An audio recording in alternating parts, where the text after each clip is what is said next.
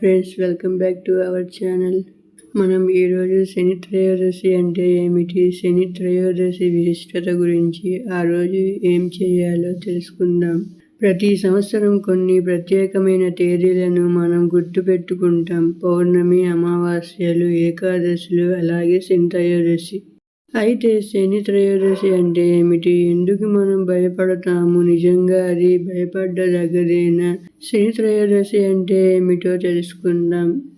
శని త్రయోదశి అనేది ఏ శనివారం రోజు త్రయోదశి తిథి కలిసే సందర్భం.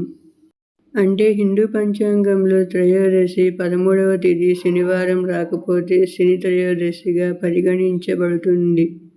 ఇది సాధారణంగా సంవత్సరానికి 1 నుండి 3 సార్లు వస్తుంది.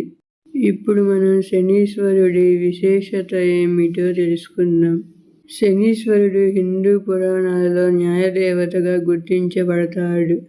ఆయన శనిగ్రహానికి అధిపతి. శని ఎప్పుడు నెమ్మదిగా నడుస్తాడు కాబట్టి జాతకంలో గ్రహస్థితిని బట్టి చాలా సంవత్సరాల పాటు ఫలితాన్ని ఇస్తాడు.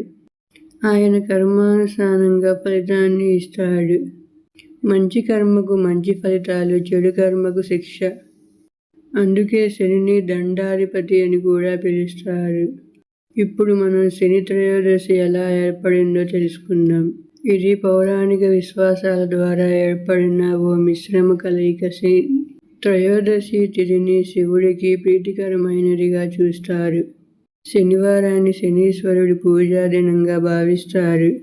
ఈ రెండు కలిసినప్పుడు శని త్రయోదశి శివుడు మరియు శనీశ్వరుడి ఆశీర్వాదాన్ని పొందటానికి అనుకూలమైన శుభమైన రోజు అని కొందరు చెబుతారు. మరికొందరైతే ఇది శని దోషాల ప్రభావం అధికంగా ఉండే సమయం కాబట్టి జాగ్రత్తగా ఉండాలని నమ్ముతారు. ఇప్పుడు మనం శని త్రయోదశి రోజున ఏం చేయాలో తెలుసుకుందాం. శనీశ్వర పూజ. ఈ రోజున శనిదేవుడికి నూనె అభిషేకం చేయడం, నల్ల నువ్వులు సమర్పించడం ఎంతో శుభప్రదం.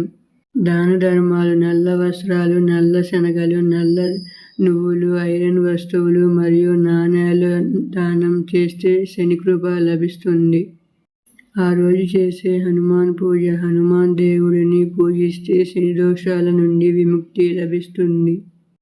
పెద్దల సేవ. వృద్ధులను గౌరవించడం, గోవు, యానిమల్స్, పక్షులకు ఆహారం పెట్టడం శుభప్రదం. పరాయి వారి బాధలు తగ్గించడం, ఓడిపోయిన వారిని ఆదుకోవడం, పేదవారికి సహాయం చేయడం శనీశ్వరునికి ఎంతో ఇష్టమైన కర్మ. ఓ కథ. ధర్మదాసు మారిన రోజు.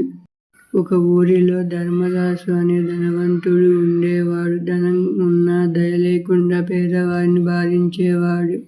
ఓ శని త్రయోదశి రోజు అతను పేద గోవాళ్ళ ఆస్తిని లాక్కొని యత్నం చేశాడు. ఆ రాత్రి నుండి అతనికి ఆస్తి నష్టాలు, ఆరోగ్య సమస్యలు మొదలయ్యాయి. తన జ్యోతిష్కుడిని అడిగినప్పుడు తెలిసింది. శని దోషం ప్రారంభమైందని. జ్ఞానోదయమైన ధర్మదాసు వెంటనే మారిపోయాడు. పూజలు చేశాడు, దానం చేశాడు, పేదవారిని ఆదుకున్నాడు. కొన్ని నెలల్లో అతని జీవితం మళ్ళీ మారింది. ఈ కథ ద్వారా ఊరు మొత్తం ఒక నిజాన్ని గ్రహించింది. శని త్రయోదశి భయపడదగిన రోజు కాదు. అది పునశ్చిత్తన, క్షమాపణ మరియు మార్పుకు అవకాశం ఇచ్చే రోజు. శని త్రయోదశిని శాపంగా కాకుండా ఆధ్యాత్మికంగా తీసుకుంటే అది జీవన మార్గాన్ని మార్చే ఓ గొప్ప సమయం అవుతుంది. శని అనేది శిక్ష కాకుండా గమనించాల్సిన పాఠం. మనం ఆ పాఠాన్ని గ్రహించగలిగితే శని త్రయోదశి మన కోసం ఓ కొత్త ఆశను తెస్తుంది. శని త్రయోదశి సందర్భంగా శనీశ్వరుని అనుగ్రహం అందరికీ తప్పకుండా కలగాలని కోరుకుంటున్నాను ఫ్రెండ్స్. ఈ వీడియో మీకు నచ్చినట్లయితే వీడియోకి ఒక లైక్ చేసి ఛానల్ని సబ్స్క్రైబ్ చేసుకోండి friends. Okay, bye. Thanks for watching.